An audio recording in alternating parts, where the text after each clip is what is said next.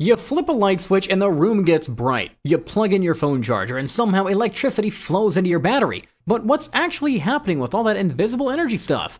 Today, I'll explain volts, watts, and amps to you like you're 5 years old. And by the end, you'll understand the difference between these three electrical mysteries without your brain melting. Think of electricity like water flowing through pipes in your house. This isn't a perfect comparison, but it's close enough to help you understand what's going on. Just like water moves through pipes to get to your sink, electricity moves through wires to get to your devices. But instead of water, it's tiny invisible particles called electrons that are moving around. And these electrons are so small, you can't see them, even with the strongest magnifying glass in the world. Now, let's talk about volts first. Volts are like the pressure of water coming out of your garden hose. Imagine you have a water slide at a playground. If the slide is really tall and steep, the water rushes down super fast because gravity is pushing it hard. If the slide is short and not very steep, the water just kind of rolls down slowly. Voltage is like the height and steepness of that slide for electrons. High voltage means there's a really strong push, making the electrons want to zoom through the wire. Low voltage means that there's just a gentle nudge. The electricity that comes to your house has a voltage of about 120 volts in most places. That's like having a pretty tall water slide for electrons. It's enough push to make them move through your wires and power your stuff, but it's not so much that it's dangerous if you're careful. Well, it can still be dangerous, so don't go sticking forks in electrical outlets. But it's not like a super high voltage power line that you see up on those tall towers, which do have thousands and thousands of volts. Your phone doesn't need a big push to charge its battery. It just needs a small, steady push. Now, let's talk about amps, which is short for amperes. If volts are like the pressure or push of water, then amps are like how much water is actually flowing through the pipe. You could have really high water pressure, but if you're trying to push that water through a tiny straw, not much water is actually going to come out. Or you could have low pressure but a really wide pipe and lots of water flows through.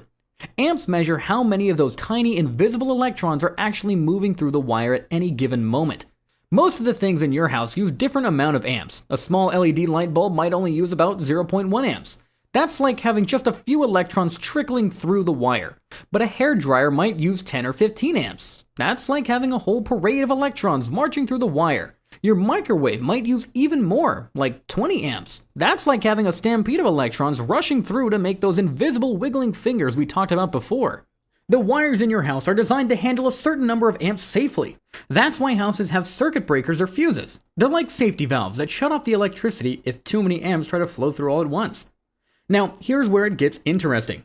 Watts are different from both volts and amps. Watts measure how much electrical energy is actually being used or converted into something else, like light or heat or motion. Think of watts like measuring how much work is actually getting done. Now, let's get back to our water analogy. Imagine you have a water wheel, like the kind they used to have at old mills. The water flows over the wheel and makes it spin, and that spinning motion can be used to grind grain or power other machines. The voltage is like how hard the water is pushing. The amps are like how much water is flowing, but the watts would be like measuring how much actual work the water wheel is doing. How fast is it spinning? How much grain is it grinding? That's the watts. In electricity, watts tells you how much power a device is actually using. A small LED light bulb might use 10 watts. That means it's converting 10 watts of electrical energy into light energy every second. A hairdryer might use 1,500 watts. That's a lot more electrical energy being converted into heat and air movement. Your microwave might use 1,000 watts or more, converting electrical energy into those invisible wiggling fingers that make your food hot. Here's a really important thing to understand about the relationship between volts, amps, and watts. They're all connected by a simple math equation. Volts times amps equals watts, or as math people like to write it, V times A equals W. This means if you know any two of these numbers, you can figure out the third one. Let's try an example. Say you have a light bulb that uses 60 watts and you know your house voltage is 120 volts. How many amps is that light bulb using? Well, if volts times amps equals watts, then amps equals watts divided by volts. So 60 watts divided by 120 volts equals 0.5 amps. That light bulb is using half an amp of current. Or let's say you have a device that uses 2 amps of current at 120 volts. How many watts is it using? 120 volts times 2 amps equals 240 watts. You see how that works? This relationship helps explain why some things work the way they do. Remember how your phone charger takes 120 volts from your wall and turns it into 5 volts from your phone? Well, your phone might need 10 watts of power to charge. At 120 volts, that would only need about 0.08 amps. But at 5 volts, it needs 2 amps. Same amount of power, just delivered differently. This is also why high voltage power lines are used to transport electricity over long distances. It's more efficient to send electricity at really high voltage and low amps than it is to send it at low voltage and high amps. Remember, the wires themselves have resistance, kind of like friction. When electrons flow through a wire, some of their energy gets converted to heat because of the resistance. And high watts means a lot of energy is being converted, which often means a lot of heat is being generated. But in normal, everyday situations with properly working electrical devices, you don't need to worry about any of this. The engineers who designed your phone charger and your microwave and your light bulbs have already figured out all the safe combinations of volts, amps, and watts. They've built in safety features and designed everything to work together properly. You might have noticed that many electrical devices have labels on them that list their voltage, amperage, and wattage requirements. And now you know what those numbers mean. The voltage tells you what kind of electrical pressure the device needs, the amperage tells you how many electrons need to flow through it, and the wattage tells you how much electrical energy it will convert into other forms of energy, like light, heat, or motion. Different countries around the world use different standard voltages. That's why when you travel to other countries, you sometimes need special adapters or converters for your electronic devices. The charger has special circuits inside that automatically adjust to whatever voltage is being provided. Now, you might wonder why we have these different measurements at all. I mean, why not just have one number that tells you everything about electricity?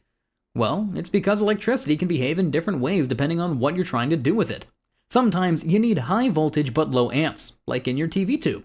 Sometimes you need low voltage but high amps, like when jump-starting a car battery. And sometimes you need to know exactly how much total energy is being used, which is where watts come in. And you might want to know how much total energy it's using to do work, like climbing a hill, which is like watts.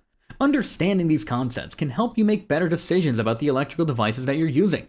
For example, if you're trying to save money on your electric bill, you want to pay attention to watts, because that's what you're actually paying for. The electric company charges you for the total amount of electrical energy that you use, measured in kilowatt hours. And a kilowatt is 1,000 watts, and a kilowatt hour is using 1,000 watts for 1 hour. So, if you have a 100 watt light bulb that you leave on for 10 hours, that's 1,000 watt hours, or 1 kilowatt hour. If you have a 1,000 watt microwave that you use for 1 hour total during the month, that's also 1 kilowatt hour. Same amount of energy, just used differently. This is why LED light bulbs are so much more efficient than old incandescent light bulbs. An old 60 watt incandescent bulb and a 10 watt LED bulb might produce the same amount of light, but the LED uses 6 times less electrical energy. Over time, that adds up to significant savings on your electric bill. So, let's recap this whole electrical adventure. Volts are like the pressure or push that makes electrons want to move through wires. Watts are like how much electrical energy is actually being used or converted into other forms of energy. They're all related by the simple equation. Volts times amps equals watts. Now go forth and impress people with your newfound electrical wisdom.